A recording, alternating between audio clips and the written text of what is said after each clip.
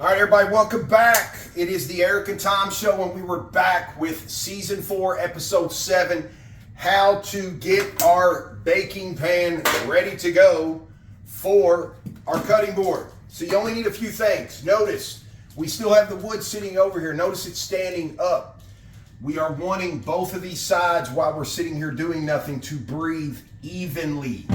So that an hour or two from now, we look over here and one of them is cocked sideways because it started warping. Okay, that's why we don't put one side down and the other up, because it is not transferring heat evenly. When you don't transfer the heat evenly, that's where it becomes warped. So, moving right along, let's get right into it. We have the waterproof, completely is not going to leak, guaranteed baking pan from Walmart. Actually, ours is from Cox's. So wherever you get it is fine. Keep in mind, you need it to be at least about 2 inches deep to house your wood, to be able to fill it up correctly and all that stuff. And you are going to need what they call tuck tape. Okay? Not duck tape. The T. Tuck tape. Don't get that twisted or you're going to be upset thinking we said duct tape. So, tuck tape is very, very sticky. I mean, very sticky. Pulling this stuff apart, messing with it, it just does not, it wants to stick to everything. So, it is pretty easy. You just need a little utility knife. We're going to get right into it. I'm going to cut this part away that I was sitting here playing with. And moving on. So we're going to go ahead and get started. You are basically going to take this tape, and you're going to tuck tape the inside of this entire pan. So I just want you to know that from the beginning. But what we do to help, the most important thing, we're not worried about something leaking at this point, because we didn't build the box, we didn't seal it, neither did you, so we cut that stress right off your plate. So we know it's not going to leak. Now what we don't want to happen is we do not want the wood to ever touch the resin touch the pan, miss our tape, and get locked down in here. That's the reason for the tape. So we always, 4 corners to get started. We're going to set this in here, and I'm taking my thumb and pushing the center of that to the shape of the pan. We don't care how it crinkles, okay? We're going to get into that. The center is what I'm digging at and flattening that out. Then we're just going to lay the rest of it flat, just like that. So it doesn't matter that it's folded over. It's got a bit of a gap down here. Keep in mind, at the end of this, when we take this out, we're going to be trimming away some of the fat all the way around this top anyway to get razor sharp edges for our router to go around.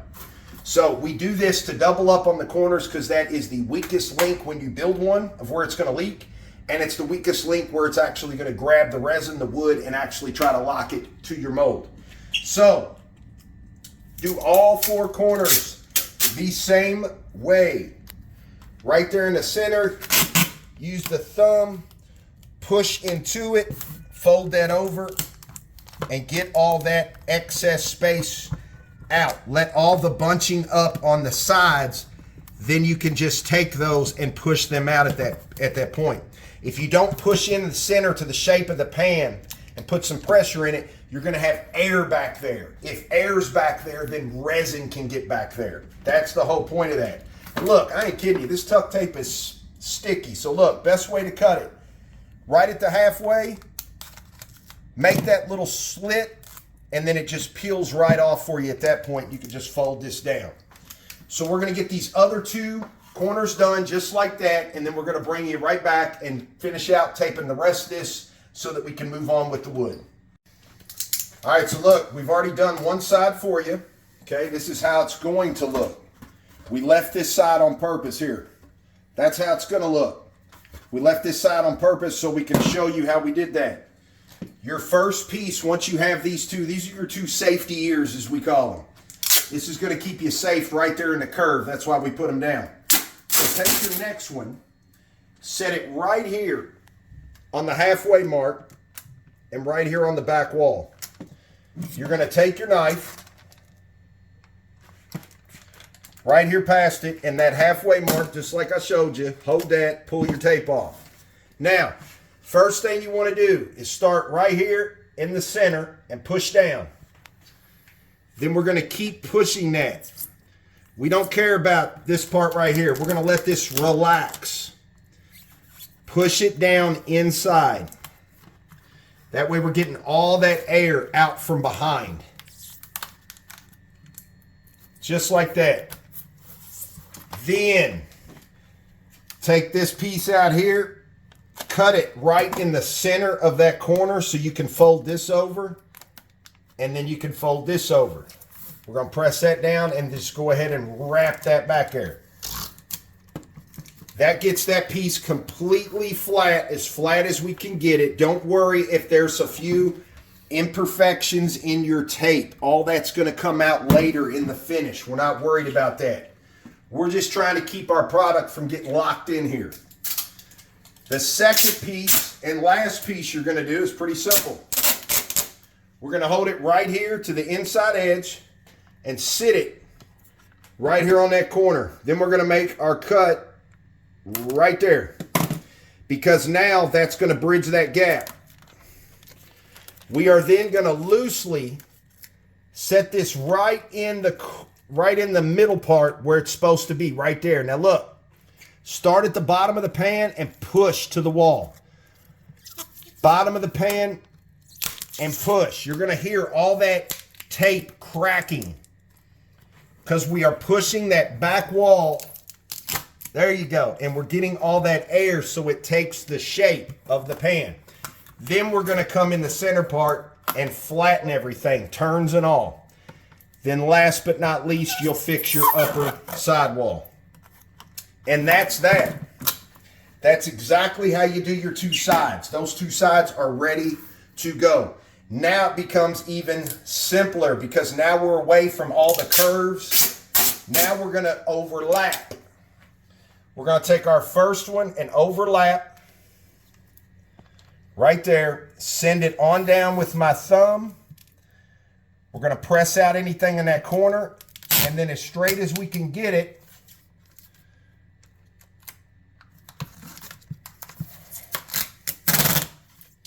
we're going to spread this guy right over to here and let him, again, before you push on that sidewall, get it to lock to the bottom first so that everything stays as flat as possible.